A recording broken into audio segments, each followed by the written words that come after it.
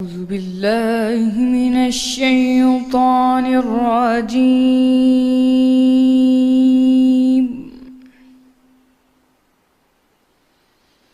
بسم الله الرحمن الرحيم.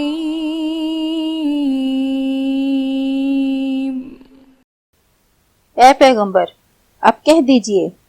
کہ لوگو، اگر تم کو میرے دین میں کسی طرح کا شک ہو تو سن رکھو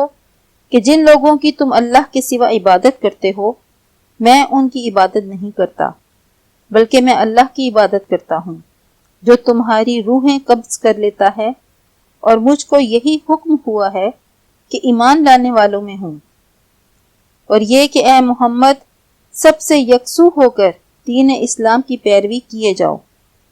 یا اپنے آپ کو ٹھیک اس دین پر قائم کر دو،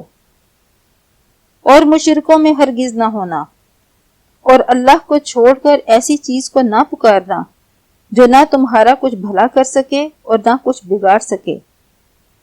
ایسا کرو گے تو ظالموں میں ہو جاؤ گے۔ اور اگر اللہ تم کو کوئی تکلیف پہنچائے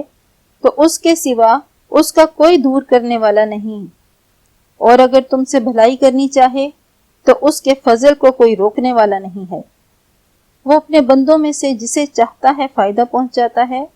اور وہ بخشنے والا مہربان ہے۔ کہہ دیجئے کہ لوگو،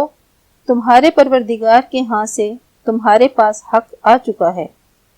تو جو کوئی ہدایت حاصل کرتا ہے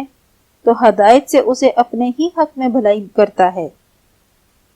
اور جو گمراہی اختیار کرتا ہے تو گمراہی سے اپنا ہی نقصان کرتا ہے،